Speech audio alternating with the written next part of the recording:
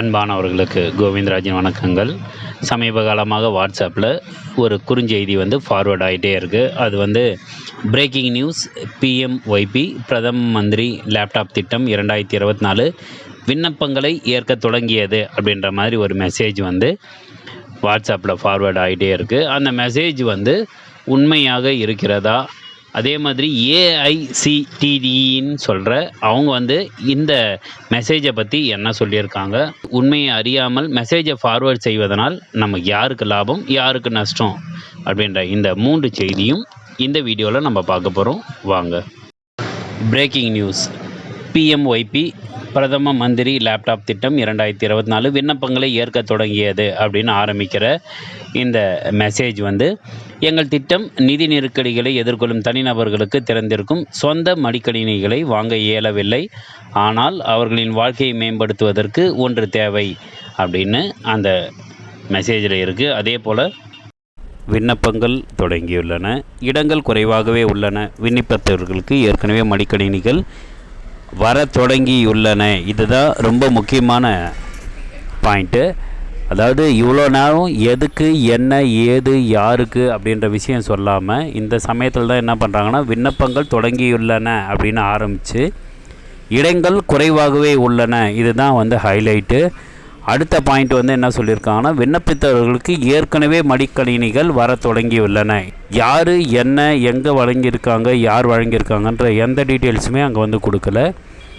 காலக்கெடுவை அப்படின்னு சொல்லிட்டு கடைசி நாள் 29/4/2024 கொடுத்துருக்காங்க. அந்த டேட் ஃபார்மேட்டும் பார்த்திங்கன்னா இந்தியாவில் யூஸ் பண்ணுற டேட் ஃபார்மேட் மாதிரி இல்லை.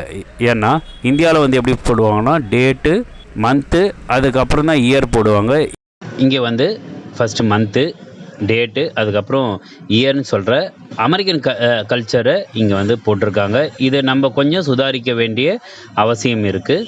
அதுக்கப்புறம் கீழே பாருங்கள், கீழே இங்கே பதிவு செய்து விண்ணப்பிக்கவும் சொல்லிட்டு ஒரு வெப்சைட் அட்ரஸ் கொடுத்துருக்காங்க. அந்த வெப்சைட் அட்ரஸ் நீங்கள் உள்ளே போன உடனே அங்கே என்ன பண்ணணுன்னா, உங்களுக்கு விண்ணப்பம் எதுவுமே வராது. அதுக்கு பதிலாக என்ன பண்ணுவாங்கன்னா, 10 பேருக்கு ஃபார்வேர்ட் பண்ணுங்கள், 10 குழுக்களுக்கு ஃபார்வேர்ட் பண்ணுங்கன்னு சொல்லிட்டு அங்கே என்ன பண்ணுவாங்கன்னா இந்த மெசேஜே உங்களுக்கு ஃபார்வேர்ட் பண்ணுற மாதிரி இருக்கும்.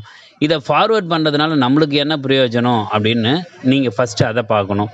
அடுத்தது இதனால் மற்றவங்களுக்கு என்ன லாபம், நஷ்டம் அப்படின்றதையும் நம்ம பார்த்துலாம். இப்போ ஃபஸ்ட்டு நீங்கள் ஃபார்வேர்ட் பண்ணுறதுனா உங்களுக்கு உடனே விண்ணப்பம் வருதா, உங்களுக்கு லேப்டாப் கிடைக்குமானா கட்டாயமாக கிடைக்காது. நீங்கள் என்ன பண்ணுறீங்கன்னா, நம்மளுடைய பேராசை அதை நம்ம 10 பேருக்கு நம்ம சும்மா தானே ஃபார்வேர்ட் பண்ண போகிறோன்னு சொல்லிட்டு நீங்கள் ஃபார்வேர்ட் பண்ணிடுறீங்க. இதை நம்பி இருக்கிற மற்ற குரூப் மெம்பர்ஸும் என்ன பண்ணுவாங்கன்னா, சேம் உங்களை பார்த்து அவங்களும் என்ன பண்ணுறாங்கன்னா, உங்களுக்கு கிடைச்சிருச்சு போல் அதனால தான் ஃபார்வேர்ட் பண்ணியிருக்கீங்கன்னு நினச்சிட்டு அவங்களும் என்ன பண்ணுவாங்கன்னா அந்த வெப்சைட்டுக்குள்ளே போயிட்டு மறுபடியும் அவங்களும் ஃபார்வேர்ட் பண்ணிவிட்டு இந்த செயின் அப்படியே தொடர்ந்துகிட்டே வரும்.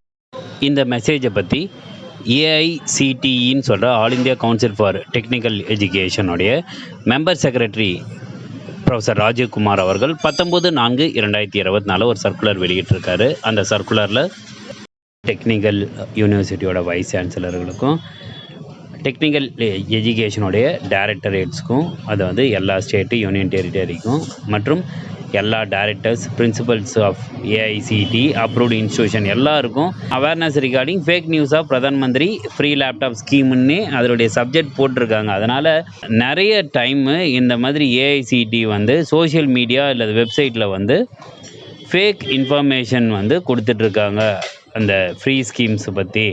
இந்த ஃப்ரீ ஸ்கீம்ஸ் எதுவுமே ஏஐசிடிக்கு ரிலேட்டடாக இல்லை அப்படின்றதும் காம்பிடென்ட் அத்தாரிட்டி ஆஃப் ஏஐசிடி இந்த மாதிரி வர விஷயங்கள் எல்லாத்துக்கும் சிவியர் ஆக்ஷன் எடுத்துகிட்ருக்காங்க அப்படின்ற தகவலும், ஏஐசிடி அப்ரூவ்டு இன்ஸ்டியூஷன் மற்றும் ஸ்டூடெண்ட்டுக்கு இந்த மாதிரி தகவல் ஏதாவது வந்ததுன்னா நீங்கள் உடனே என்ன பண்ணுங்கன்னா, ஏஐசிடியோட வெப்சைட்டான www.aicte-india.org அப்படின்ற வெப்சைட்லேயோ நம்பர்லேயோ கால் பண்ணி இந்த மாதிரி வரக்கூடிய தகவல்கள் சரியானதா அப்படின்னு நீங்கள் முதல்ல வெரிஃபை பண்ணிங்க அப்படின்றது கொடுத்துருக்காங்க. அதே மாதிரி வரக்கூடிய நாட்களில் இந்த மாதிரி உங்களுக்கு ஃபேக் இன்ஃபர்மேஷன் ஏதாவது வந்ததுன்னா நீங்கள் உடனே என்ன பண்ணுங்கன்னா ஏஐசிடிக்கு நீங்கள் தெரியப்படுத்துங்க அப்படின்றதும் டிசிப்ளினரி ஆக்ஷன் அதுக்காக எடுக்கப்படும் அப்படின்ற தகவலும் ப்ரொஃபஸர் ராஜீவ்குமார் அவர்கள் இந்த சர்க்குலரில்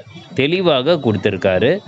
அதனால் நீங்கள் உங்களுக்கு வேறு ஏதாவது இந்த மாதிரி இன்ஃபர்மேஷன் வந்ததுன்னா உடனே அஃபிஷியல் வெப்சைட்டுக்கு நீங்கள் போயிட்டு 1க்கு 2 முறை நீங்கள் வந்து செக் பண்ணிட்டீங்கன்னா உங்களுக்கு ஈஸியாக இருக்கும் அப்படின்றதும் இந்த சர்க்குலர் மூலமாக மெம்பர் செக்ரட்டரி அவர்கள் தெரிவிச்சிருக்காங்க. இந்த மாதிரி ஃபேக் மெசேஜ் வரும்போதெல்லாம் சம்மந்தப்பட்ட அதிகாரிகள் இந்த ஃபேக் மெசேஜை பற்றின இன்ஃபர்மேஷனை அவங்க சர்க்குலராக வெளியிட்டு உடனே கிளாரிஃபை பண்ணிடுறாங்க. சரி, இப்போது நம்ம இந்த பார்க்குற இந்த மெசேஜை நம்ம ஃபார்வர்ட் பண்ணுறதுனால மெசேஜ் படிக்கிற எல்லாருமே என்ன பண்ணுறாங்கன்னா, மெசேஜ் அனுப்புகிறவங்க யாருன்றதை தான் முதல்ல பார்ப்பாங்க. அது தெரியாதவர்கள் அனுப்பிச்சா உடனே வந்து அதை தவிர்த்துடுவாங்க. தெரிஞ்சவங்க அனுப்பிச்சா இது உண்மைத்தன்மை அவங்க வந்து செக் பண்ணிட்டாங்க அப்படின்னு நினச்சிட்டு அவங்க என்ன பண்ணுவாங்கன்னா, கண்ணை மூடிட்டு அந்த விஷயத்தை போய் பண்ணுவாங்க. இதே மாதிரி தான் ஒவ்வொருவரும் என்ன பண்ணுறோன்னா, நமக்கு நம்பிக்கையானவர்கள் ஒரு மெசேஜ் அனுப்பும்போது அந்த மெசேஜ் வந்து கரெக்டாக இருக்குன்ற நம்பிக்கையில் தான் ஒருத்தரும் போயிட்டு இந்த மாதிரி ஏமாந்து வர்றது. அதனால் நீங்கள் ஒரு மெசேஜை ஃபார்வர்ட் பண்ணுறதுக்கு முன்னாடி அந்த மெசேஜ் பற்றின உண்மைத்தன்மையை நீங்கள் தெரிந்து கொண்டு அதற்கப்புறம் நீங்கள் குரூப்புகளுக்கோ இல்லை மற்றவங்களுக்கோ ஃபார்வர்ட் பண்ணும்போது அது வந்து இன்ஃபர்மேஷன் கரெக்டாக இருக்கும். சில சமயங்களில் நீங்கள் என்ன பண்ணுறீங்கன்னா, இந்த கண்ணை மூடிட்டு இன்ஃபர்மேஷன் கரெக்டாக இல்லையான்னு தெரியாமே நம்ம ஃபார்வர்ட் பண்ணும்பொழுது அந்த இன்ஃபர்மேஷன் பல பேருக்கு போயிட்டு கஷ்டமாக தான் இருக்கும். இனி வரும் காலகட்டங்களில் நீங்கள் ஒரு இன்ஃபர்மேஷனை உங்களுக்கு வந்து மெசேஜ் வந்ததுன்னா அது வாட்ஸ்அப்போ இல்லை சோஷியல் மீடியாவில் எந்த சோஷியல் மீடியாவில் வந்தாலும் ஒரு முறைக்கு 2 முறை நீங்கள் ஆராய்ந்து அதற்கு அப்புறம் இது உண்மைத்தன்மையை தெரிஞ்சதுக்கப்புறம் நீங்கள் வந்து மற்ற குரூப்புகளுக்கோ இல்லை மற்றவர்களுக்கோ நீங்கள் ஃபார்வர்ட் பண்ணும்போது அந்த மெசேஜ் மூலமாக பல பேர் வந்து பயனடைவார்கள். இந்த மெசேஜை என்னோடய யூடியூப் சேனல் மூலமாக தான் நான் கொடுத்துட்டு வரேன். இதுவும் சோஷியல் மீடியாக்களில் ஒன்றுன்றதுனால இந்த மெசேஜை நீங்கள் ஃபார்வர்ட் பண்ணுறதுக்கு முன்னாடி நீங்களும் என்ன பண்ணுங்கன்னா, ஒரு முறைக்கு 2 முறை நான் சொன்ன இன்ஃபர்மேஷன் கரெக்டாக இல்லையான்றதை என்னோடய டிஸ்கிரிப்ஷனில் இருக்கிற வெப்சைட்டுகளில் மூலமாகவும் நீங்கள் வந்து பார்த்து தெரிந்து கொண்டு சரியாக பட்டது என்றால் இந்த மெசேஜை, அதாவது இந்த வீடியோவை நீங்கள் வந்து மற்றவங்களுக்கு ஃபார்வர்ட் பண்ணுங்கள். அப்படி இல்லை, நான் சொல்கிற மெசேஜே வந்து தவறாக தான் இருக்கிறது அப்படின்னு தெரிஞ்சதுன்னா உடனே என்ன பண்ணலாம், இந்த வீடியோவை நீங்கள் இக்னோர் பண்ணிவிட்டு நீங்கள் என்ன பண்ணலாம், அடுத்த வேலையை நீங்கள் பார்க்க ஆரம்பிச்சிடலாம். அதனால் கொடுக்குற இன்ஃபர்மேஷன் அது வந்து வாட்ஸ்அப்போ ஃபேஸ்புக்கோ இல்லை எந்த சோஷியல் மீடியாவாக இருந்தாலும் ஒரு முறைக்கு 2 முறை நீங்கள் சரியாக ஆராய்ந்து பார்த்து அதற்கப்புறம் மற்றவர்களுக்கு ஃபார்வர்ட் செய்யும் பொழுது மற்றவர்களும் இதனால் பயனடைவார்கள். உங்கள் மேல் இருக்கக்கூடிய நம்பிக்கையும் வளர்ந்து கொண்டே தான் இருக்கும்.